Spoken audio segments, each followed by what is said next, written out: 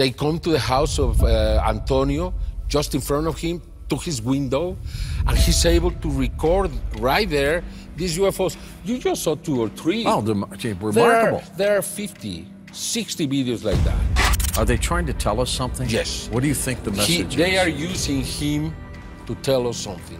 They are using him for us to get used to their presence.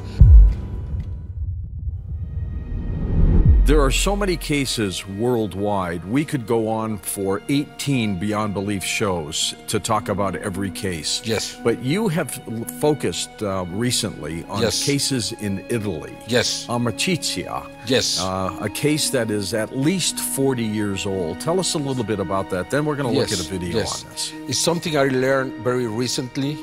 I learned that in 2007, Stefano Breccia wrote a book in Italian.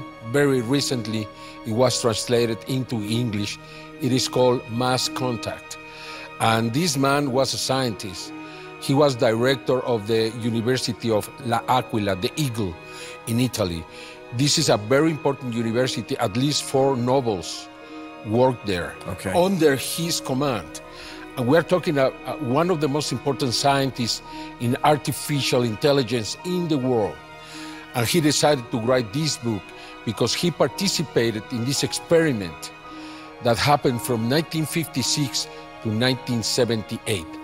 At least 150 people in Italy, and we are talking about journalists, we are talking about scientists, diplomats, very, very important people, and just people, religious people. All kinds of people. All kinds of people. And they were in contact with ETs, extraterrestrials, like, human-like. These extraterrestrials, some of them live in Pescara and Milan in Italy, and most of them under the sea in a base in the Adriatic Sea. It sounds crazy. It sounds strange. It sounds science fiction, but I found at least 4 witnesses, all of them more than 80 years old, and they decided to speak to me, and they provide me with photographs and films from the 50s. And we tested them. We asked some analysts to really try to decide if they were real, and they told me that they were real, absolutely real. And then I started to really got interested in this case.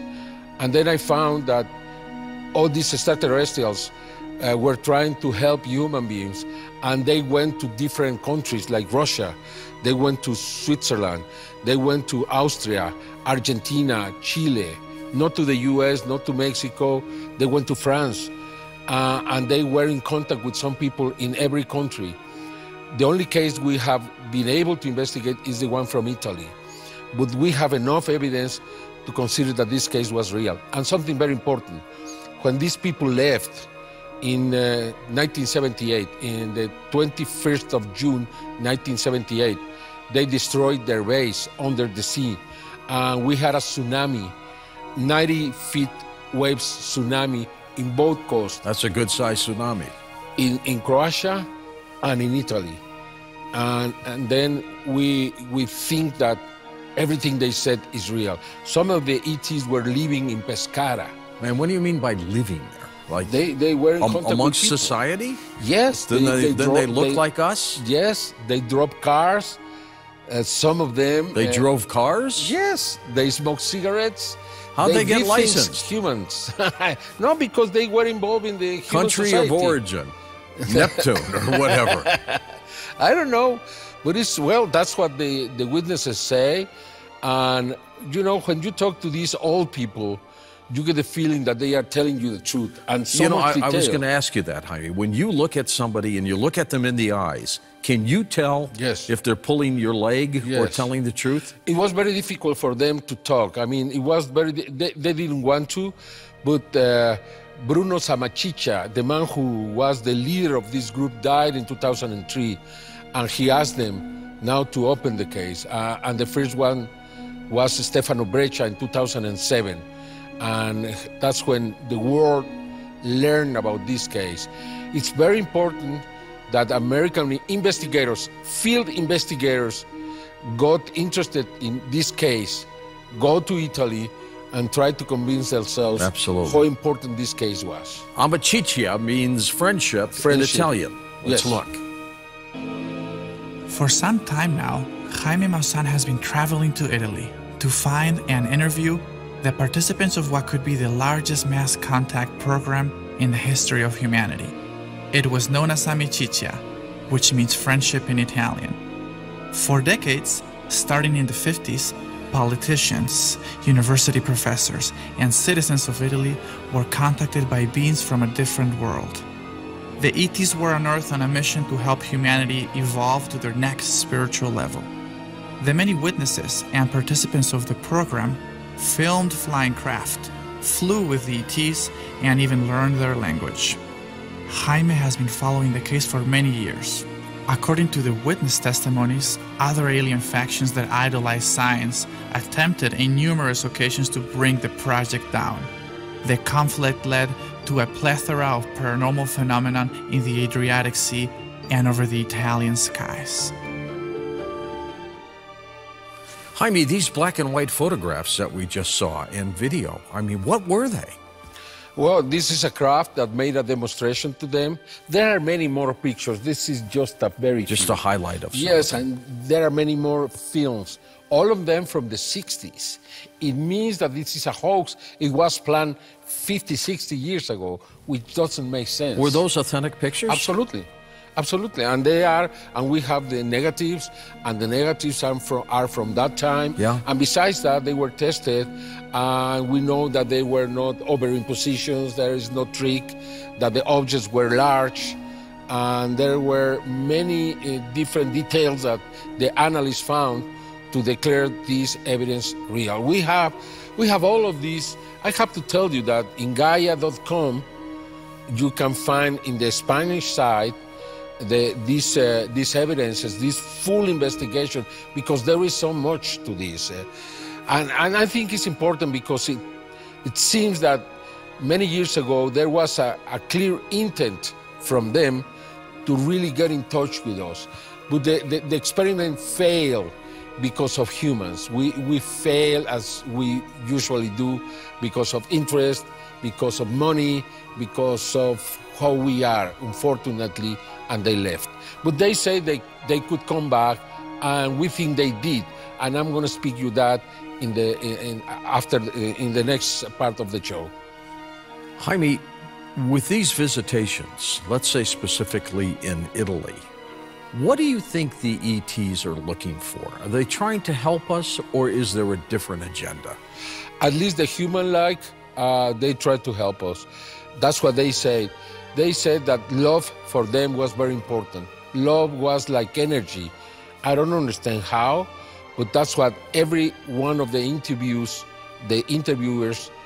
told me. They said love was the energy that they need to really survive and work. And you can believe them? I believe them. At the beginning, as I said, it was very difficult to really believe that there were people living there, taking cars, doing things like humans, living like humans. Interacting, everything, breathing our air. They like to drink. They like to drink? They like to drink. What's their favorite little beverage? They like to smoke. They told me that. I don't know why, but it seems that was also real and part of the experiment for some reason. How long do they live? They live for hundreds of years. They do, even smoking. Somebody's got to tell them to stop smoking, right? Yeah, well, I don't know if that was part of the experiment, but that's what they did. One of the people involved, Emilio, was able to decode their messages, their language, and we were able to understand so much more from them through their translations from this language. Did they say what star cluster or planetary system they were coming from? No, but they said that was a planet very, very similar to Earth, and they said that originally that planet was destroyed, and then they went to different planets, and now they found the Earth, and for some reason, probably they wanted to live here or something, because they tried to adapt to how we were. But at the end, they couldn't stand us, and they leave. How long or how many of them do you think came here at one time? Hundreds of them. Hundreds of them? Hundreds of them. With a number of Most of them, too? even kids, living under the sea, living in a base. This base was so high, it was like a mile, the floor to the roof, and it rained inside. And then... Was the base a craft that basically sat on the bottom of the ocean? They explain how they do it. There is a full explanation, scientific explanation, how can they really make these holes without taking the dirt out. They compress it, they open it, and then somehow they are like able a bubble to around it, or exactly, a dome? Exactly. It's like exactly like if you make a balloon inside and you push it, right? And that's how they did it. And there is a full explanation of the craft, the materials, the energy they use. There is so much. I couldn't explain all of that because I'm not a scientist and because it's a very long explanation. But the people who wants to read about this book, Mass Contact, they can find it in the internet and they can read about this. And I think it's worth it because it was a real experiment. And I believe after seeing the evidence that this really happened. And you think it's ongoing, Jaime? I think it's ongoing because I'm going to present you the next case in your show that I think is related to this. Now there is one person recording these UFOs very close, and they are real, and it's happening in Italy too, in Milan. What is so special about Italy and these cases? Well, as opposed to Mexico, Switzerland, Russia, it seems like Italy has a lot lately. Yes, well, for some reason, they like the people, they like the place. I cannot tell you Maybe why. they're into pasta. Who knows, right? maybe, but this is. It seems that Italy has become very important for them, and right now, I think the most important case in the world is happening right there. I'm not saying the most cases are happening now in Russia. Russia is very important too. But the most documented case with the best evidence right now is happening in Italy, where Antonio Ursi lives. Yeah, and tell us a little bit about Antonio. Antonio Ursi is a designer. He designs clothes for Lady Gaga, Rihanna, a designer? Jones, okay. Aguilera, Christina Aguilera, many very famous artists. He works for Versace, he works for Armani, he works for Chanel. Some of the most important designers in Italy, he works for them. All right. He doesn't have the big name as designer yet, and he doesn't get the big bucks from the business. But he's probably one of the most important artists. Lady Gaga loves him, and he has done all his clothes for the tours and for the Super Bowl. And then he's a very important man. Well, now, how did this guy, a designer, get involved in the study of UFOs? Well, since he was a kid.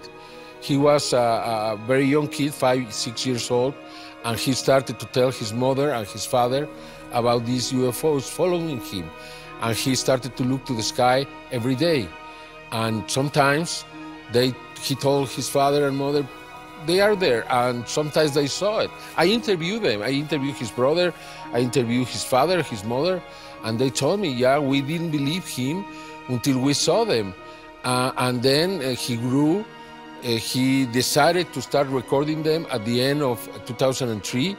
In the year 2000, he got close to Simona Sibilla, and after they met, for some reason, the sightings increased even more. And from 2000 to 2003, he saw hundreds of UFOs until they decided to record them. And he was not thinking in releasing all this information or all the videos to anyone until at the end of 2004, 2005, he decided to ask some people like Giorgio Bongiovanni, Stigmata, who is my friend, to analyze and to take a look to his case. And then I was invited to go in 2006. And that's when I saw the videos from Antonio, and I thought that they were fake because they were so good. that they couldn't be true. Well, let's look at a little bit of Antonio's work, Jaime. This is some of the most outstanding UFO footage of history. The quality, consistency, and diversity of the unidentified craft stands out from most other sightings. This is the work of Antonio 𝗪𝗧𝗓, world-renowned UFO hunter. For decades, he has been filming otherworldly craft over the skies of Italy. Interestingly, most of his footage has been taken at the epicenter of the activities of the Italian mass contact case, Amicizia, that took place during the later half of the 20th century. For 𝗪𝗧𝗓, it all started at an early age, when he had his first encounters with UFOs. And now as an adult, no matter where he goes in the world, he's able to film the most clear and impressive flying saucers, luminous ships, and extraordinary paranormal objects. Did I just see a horse flying around? Yeah. What's that? It's a horse.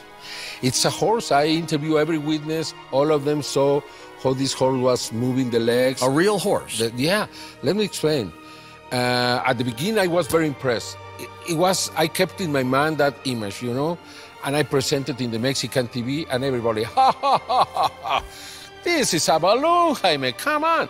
And then I went back to Italy, and I couldn't find a balloon like a horse. Then we had to ask internet to send us a balloon like a horse, and they are this size. Okay, I took the balloon, and you have the images, and you will see how this balloon goes upside down. It goes straight to the sky. It doesn't move like this horse. Right. You know, this the first was thing. Under some control. But even more important, after the witnesses, they told me that the horse was, they recorded the horse when it was going away, not when it was really close to them, because he didn't have the camera. 𝗪𝗧𝗓 came to see the horse until he realized it was real. He went up, got his camera, came back, but the horse was far away. But what is most important, we found, and I think nobody has, 3 paintings with a flying horse in Italy. One of them is at the Vatican. You mean old paintings? Old paintings from 1570. This was painted at the Museum of the Vatican in the chapel of St. Peter Martyr. Okay, this man, Pedro de Verona, who became St. Peter Martyr, he was killed in 1252, and we found, after the painting of the Vatican, we found 2 more paintings, 2 in Florence. And we realized that this happened at the Plaza of the Santa Trinidad. All in with the middle pictures of a flying horse. And you can see the people, the crowd, and you can see the flying horse. That is why this man was declared a saint when he was killed. 2 years after the sighting of the horse, he was declared a saint, because it was considered a miracle. Now, we don't believe in that. So many years ago, it was a miracle. Now, it's laughable. And I think this evidence from one was painted in 1380, the other was painted in 1445, and the third one in the Vatican in 1577. I mean, what do you think the significance of a flying horse might be? What's happening, and why is it happening? I think it's a demonstration. I think they're demonstrating that they can do this. They levitate the horse, They levitate the horse. They can do that. They come to the house of Antonio, just in front of him, to his window, and he's able to record right there these UFOs. You just saw 2 or 3. Oh, remarkable. There are 50, 60 videos like that. Is he like Billy Meyer of Switzerland? Exactly. That has those incredible... Exactly.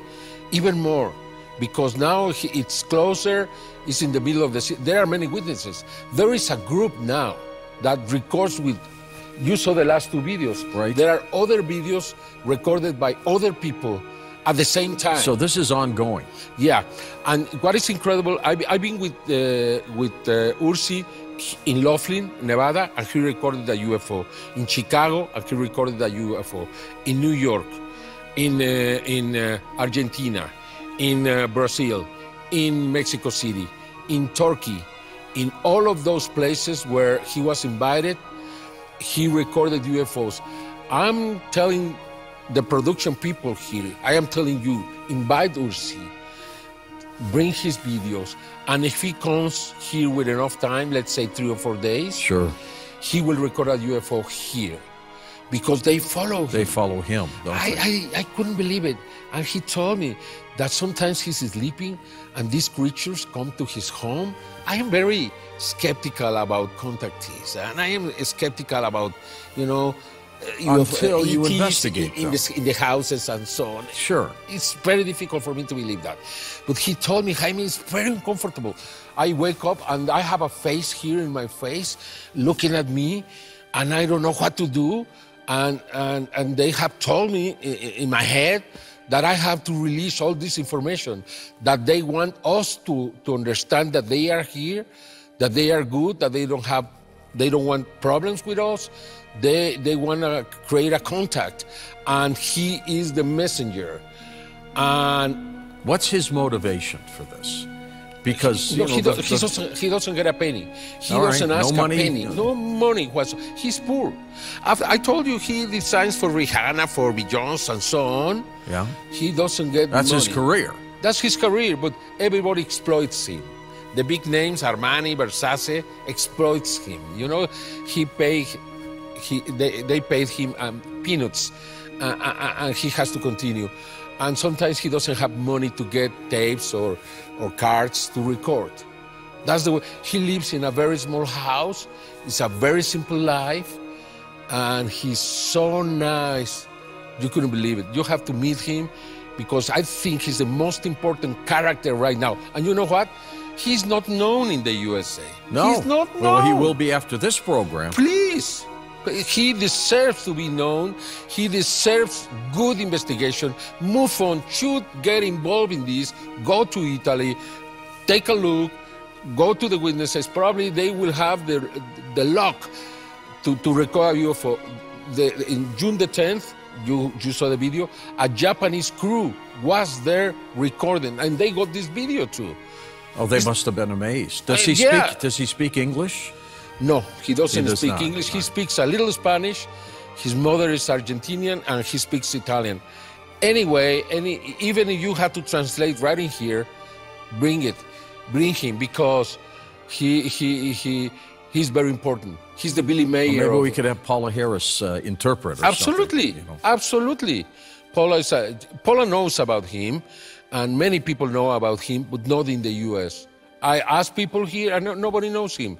And I think this is the most important case, and he has so much to tell. You'll see what I mean. And you believe that he gets these videos because they're coming to him. Absolutely. For some reason. They want him to be able to tell the world about them. Absolutely. No, they come. You know something very important, and this is very important for the people that record UFOs. After 2011, he got a huge lens. And now at the beginning, the UFOs came to his house, very close, very close. Yeah. Now that he has a big lens, they come very high in the sky. With these lenses, he's able to record them, and you can see what is a little dot is a big UFO when you use that lens. It means that if people start recording UFOs with super lenses, we are going to see a very different reality. Absolutely. Jaime, has he explained to you why him? He's got to be baffled about this. I don't know. I think it's because from very little he was so interested. He was looking to the sky all the time. He was looking to them. He went to special places to try to attract them. And sometimes in some of his videos you can hear music in his house because he meditates. Mm-hmm. And after he meditates, they come. And he feels it. He feels that when you go to the roller coaster, you have this feeling. He tells me, it's very uncomfortable. Jaime, I am talking to you, and I feel this, and I cannot talk, I cannot do anything. Did he do that in front of you? And he knows they are there. And he takes a camera and he looks for them, and most of the time he records them. Does he enjoy the fact that he's being contacted? I think he likes it. All right. He doesn't like to be visited by them. He doesn't like that because he gets scared. Now he has cameras inside his home, and he says that sooner or later he's going to record these creatures inside his house. Has he been abducted? No. He has not? No. Has he explained what these creatures look like? Yeah, they are, some of them are human, many of them are grays, and some of them are tall whites. That's what he says. And they come to his house, not the humans, but to his home, the little grays and the other tall whites, they come and he gets scared. Do the tall whites look somewhat human? Somewhat human, yes. They're skinnier, though, aren't they? Yes, exactly. Yeah. Very tall. Yeah. He told me they came from here to here in his house. 8 feet, 9 feet tall? How tall? Like what? Probably 6, 7 feet tall. So very tall. we're being visited, in your opinion, He's by being a visited. number of different races and sects. This is the first time. I just went to see him in May, and this is the first time he tells me that he has been visited. He didn't tell me before. He said this happened 10 years ago, and it's continued happening. Not recently, but like for many years, it was very constant. And now he has a camera inside his house, and he expects that sooner or later he's going to record them, and people will believe him. And some people like Giorgio Bongiovanni, the stigmata, has told him twice. Be ready. Stigmata, of course, being the wounds of Jesus, yes, right, of Christ. He said the Virgin is going to give you a sign flying in the sky. Amazing, amazing. And Giorgio told him before. And this time, just recently, in April 2018, he told him, you are going to record a gold UFO. And he recorded this gold UFO on April 17th. Jaime, are these messages? Yes. Are they trying to tell us something? Yes. What do you think the message is? They are using him to tell us something. They are using him for us to get used to their presence. I think this is something important, and I think very soon we are going to learn why it's so important. If you like this video and you want to see more amazing content, go ahead and check out the next video on our channel.